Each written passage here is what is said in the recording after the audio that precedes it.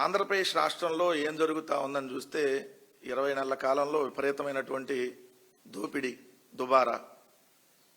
ఇదో తెలుగులో ఒక ముతక సామెత ఉంటుంది, సోది కోసం సూదికి వెళ్తే ఏదైతే మొత్తం వ్యవహారం అంతా రంకు వ్యవహారం అంతా బయటపడినట్టుగా చంద్రబాబు నాయుడు గారు జగన్మోహన్ రెడ్డి గారిని రాజకీయంగా దెబ్బకొట్టేయాలని తిరుమల లడ్డులో ఏదైతే పంది కొవ్వు లేదంటే దున్నపోతుల కొవ్వు ఇష్టం వచ్చినట్టుగా మాట్లాడితే మొత్తం ఇప్పుడు హెరిటేజ్ ఇందాపూర్ అంటే హెరిటేజ్, మరి హెరిటేజ్ అంటే ఇప్పుడు అన్ని తీసేస్తున్నారు కాబట్టి సోషల్ మీడియాలో అన్ని యూట్యూబ్లు లేదంటే ఫేస్బుక్లు అన్ని తొలగిస్తున్నారు కాబట్టి మళ్ళీ హెరిటేజ్ని ఇప్పుడు మనం హెరిటేజ్ అనాలేమో.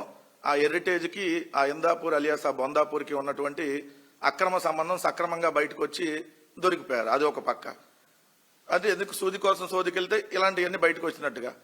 ఇప్పుడు మహారాష్ట్ర ఉప ముఖ్యమంత్రి అజిత్ పవార్ గారి విమాన ప్రమాదం ఇంకొక కొత్త లింక్ని ఇంకొక కొత్త క్విట్ ప్రోకో బయటపడింది. చంద్రబాబు నాయుడు గారికి ఆ మరణానికి ఆ విమాన ప్రమాదానికి చంద్రబాబు నాయుడు గారికి ఉన్నటువంటి లింక్ ఇప్పుడు సాక్షాత్తు అజిత్ పవార్ గారి మేనల్లుడు అక్కడ ఏదైతే ఎన్సీపీ ఎమ్మెల్యే ఆయన ప్రెస్ మీట్ పెట్టి ఏది జరిగిందనేది రోహిత్ పవార్ చెప్పినప్పుడు నిజంగా కూడా అందరికి ఆశ్చర్యం కలిగింది. ఎందుకంటే చంద్రబాబు నాయుడు గారు హెరిటేజ్ అంటే మామూలుగా పాలు అమ్ముతారు, పెరుగు అమ్ముతాం, ఏదో మజ్జిగ ప్యాకెట్లు, నెయ్యి, ఇంకేదో కొన్ని చెప్పకుండా కూడా అమ్ముతూ ఉంటారు అనుకోండి, అది వేరే వ్యవహారం. ఇది ఒకటే ఉందేమో అనుకున్నారు హెరిటేజ్ అంటే. హెరిటేజ్ ఫిన్లీజ్ అనేది ఒకటి ఉందని ఎవరికి తెలియదు. హెరిటేజ్ అంటే నార్మల్గా మనం హెరిటేజ్ ఫ్రెష్ ఈ ఎంఏ ఉన్నాయో వేరే ఏం లేదనుకున్నారు అందరూ. సో ఇప్పుడు హెరిటేజ్ ఫిన్లీజ్ అనేది ఒకటి ఉంది. ఆ హెరిటేజ్ ఫిన్లీజ్ అనేది విఎస్ఆర్ వెంచర్స్ అంటే చంద్రబాబు నాయుడు గారు ఈ హెరిటేజ్ ఫిన్లీజ్ నుంచి విఎస్ఆర్ వెంచర్స్లోకి పెట్టుబడి పెట్టినటువంటి వ్యవహారం ఈరోజు రోహిత్ పవార్ బయటకు తీసిన తర్వాత నిజంగా ఎంత క్విట్ ప్రోకో ఇక్కడ జరుగుతూ ఉంది. ఏ విధంగా రాష్ట్ర సంపదని చంద్రబాబు నాయుడు గారు తన బినామీ కంపెనీలకో లేదంటే తాను పెట్టుబడి పెట్టినటువంటి కంపెనీలకో ఎలా ప్రభుత్వ ధనాన్ని దోచిపెడతా ఉన్నాడంటానికి ఈ విఎస్ఆర్ వెంచర్స్ లింకులు ఒకసారి మనం చూస్తే బయటకు వస్తుంది. అంటే చంద్రబాబు నాయుడు గారు హెరిటేజ్ ఫిన్లీజ్ నుంచి ఏదైతే విఎస్ఆర్ వెంచర్లోకి పెట్టుబడి పెడతాడు. ఆ విఎస్ఆర్ వెంచర్స్ అంటే వాళ్ళు విమానాలు హెలికాప్టర్లు సప్లై చేసేటటువంటి సంస్థ. చంద్రబాబు నాయుడు గారు విమానాలు హెలికాప్టర్లు సప్లై చేసే సంస్థలో పెట్టుబడి పెట్టేశాడు.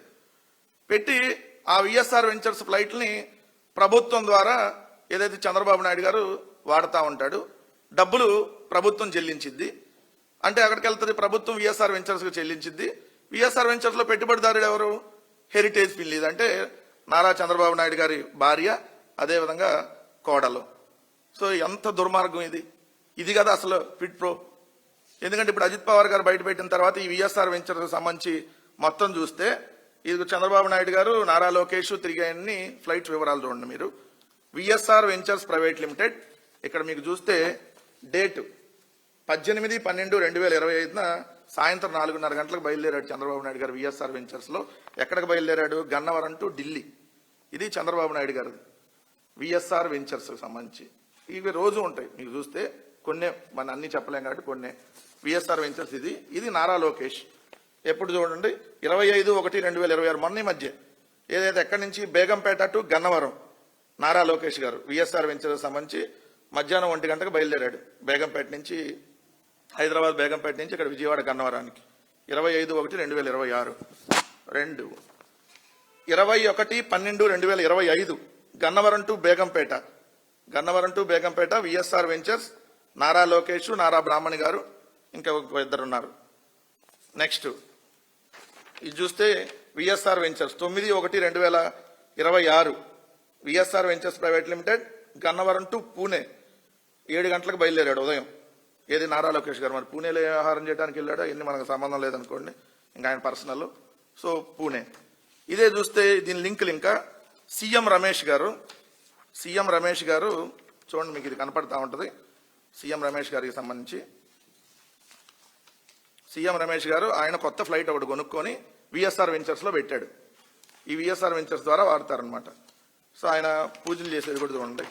ఇది డిసెంబర్ నెలలో 2021 సంవత్సరంలో సంబంధించి డిసెంబర్లో 2021 కొని ఇప్పుడు కూడా విఎస్ఆర్ వెంచర్స్ కిందే ఉంది ఈ ఫ్లైట్. సీఎం రమేష్ గారు వాడేటటువంటి స్పెషల్ ఫ్లైట్. సో ఇది ఒక వ్యవహారం. అంటే ఎంత దారుణం. ఇదే ప్రభుత్వం నుంచి డబ్బులేమో ప్రభుత్వం చెల్లించిద్ది చంద్రబాబు నాయుడు గారికి సంబంధించి. ఆ ప్రభుత్వం ఎవరికి చెల్లిస్తుంది? డైరెక్ట్గా హెరిటేజ్ ఫిన్లీస్. అంటే ఆ డబ్బులు మళ్ళీ అక్కడ వాళ్ళ ద్వారా లబ్ధి పొందుతున్నారు. ఇది ₹1 ₹2 కాదు. నెల నెల దాదాపుగా ఈ సంవత్సరం 2025 సంవత్సరంలోనే ఒక్క సంవత్సరం చూసుకుంటే చంద్రబాబు నాయుడు గారి విమాన ఖర్చులు, హెలికాప్టర్ ఖర్చులు ₹54 కోట్ల ఒక్క సంవత్సరానికి. 54 కోట్ల రూపాయలు. రెండో వ్యవహారం వచ్చేటప్పటికి ఇప్పుడు ఇది జరుగుతుండగానే రామ్మోహన్ నాయుడు గారి మీద కూడా వాళ్ళు చేసినటువంటి ఇది ఖచ్చితంగా మనం ఇక్కడ చెప్పాలి. ఎందుకంటే రామ్మోహన్ నాయుడు గారు ఈ నివేదిక రాకముందే, అజిత్ పవార్ గారు ఏదైతే విమాన ప్రమాదంలో చనిపోయినటువంటి నివేదిక రాకముందే ఆయన పొగమంచు వల్ల ఈ ప్రమాదం జరిగిందని చెప్పి చెప్పటం నిజంగా కూడా దేనికి సంకేతం అంటే విఎస్ఆర్ వెంచర్స్ సంబంధించినటువంటి ఫ్లైట్ కాబట్టి అందుకనే ముందు ఇది విమాన ప్రమాదం వాళ్ళు డిసైడ్ చేశాడు రామ్మోహన్ నాయుడు. మరి ఈయన రీల్స్ చేస్తా డిసైడ్ చేశాడు, డాన్స్ చేస్తా డిసైడ్ చేశాడు తెలియదు, కానీ ఆయన డిసైడ్ చేసేసి పొగమంచు కారణంగానని చెప్పటం ఇప్పుడు ఇంకొక సంచలనం. రెండో వార్త చూస్తే మనకి 2 కేంద్ర మంత్రులు ఉన్నారు ఈ రాష్ట్రానికి. 2 వల్ల ఒక్క అనా పైసా ఉపయోగం లేదు టీడీపీ నుంచి. ఒక ఆయనేమో పెమ్మసాని, ఇంకొక ఆయనేమో రామ్మోహన్ నాయుడు. ఒక ఆయనేమో రీల్స్ డాన్సులు చేస్తూ ఉంటాడు, ఇంకో ఆయనేమో 24 గంటలు నా తడాకా చూపిస్తానని ఏదైతే గంజాయి బ్యాచ్ని మాజీ మంత్రులు రాంబాబు గారి ఇళ్ల మీదకి ఇట్లా పంపించేసి దౌర్జన్యాలు చేపిస్తూ ఉంటాడు. ఇది తప్ప వాళ్ళు చేసిందేమీ లేదు. ఇది ఒక వ్యవహారం అయితే, ఇంకొకటి ఇప్పుడు ముఖ్యమంత్రి చంద్రబాబు నాయుడు గారు వాడేటటువంటి కొత్త హెలికాప్టర్ ఇది. ఈ కొత్త హెలికాప్టర్కి సంబంధించి ఇప్పుడు ఇంకొక సంచలనమైనటువంటి విషయాలు. ఎందుకు ఈ కొత్త హెలికాప్టర్ గురించి సంచలన విషయాలంటే, చంద్రబాబు నాయుడు గారు ఇప్పుడు ఆల్రెడీ వాడుతున్నటువంటి హెలికాప్టర్ ఉంది. చంద్రబాబు నాయుడు గారు హెలికాప్టర్ వాడుతున్నాడు, విమానం వాడుతున్నాడు.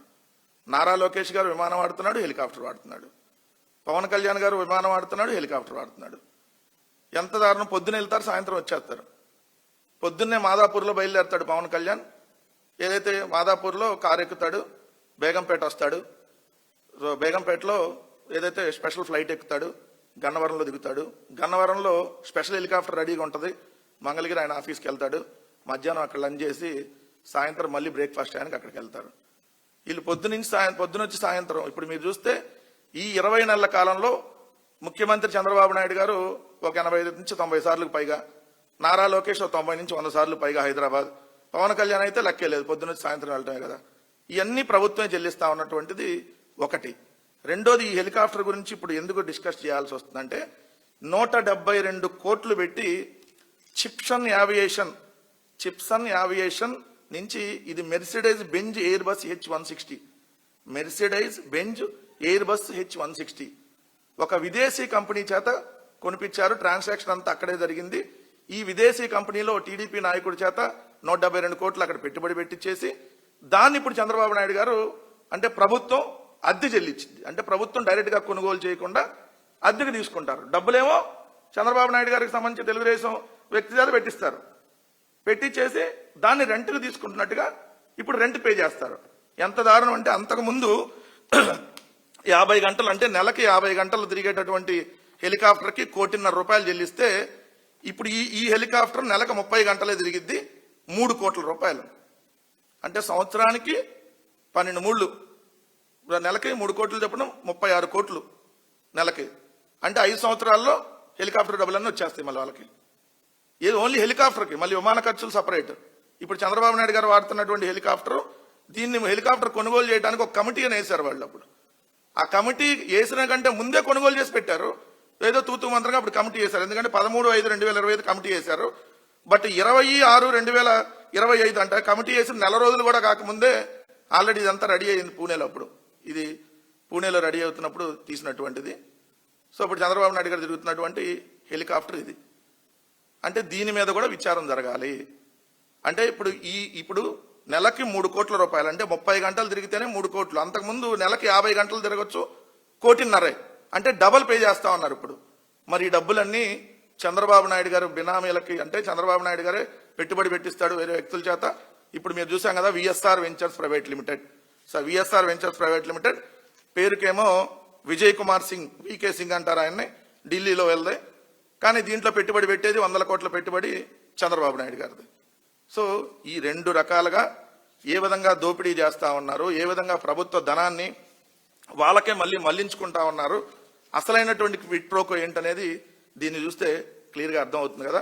అలానే ఏదైతే అజిత్ పవార్ గారి మరణం వెనక విఎస్ఆర్ వెంచర్స్ ఇంకేదో కుట్ర ఉందంటున్నారు కదా, ఖచ్చితంగా దాని మీద కూడా జరగాల్సినటువంటి అవసరం. ఎందుకంటే ఒక ఉప ముఖ్యమంత్రి, ఒక రాష్ట్రానికి ఒక ఉప ముఖ్యమంత్రిగా ఉన్నటువంటి వ్యక్తి ఏదైతే విమాన ప్రమాదంలో చనిపోతే ముందే కేంద్ర మంత్రి ఎలా ప్రకటిస్తాడు, దీనికి ఇదేదో పొగమంచు వల్ల అని చెప్పి నివేదికలు రాకుండానే ఎలా ప్రకటిస్తాడు.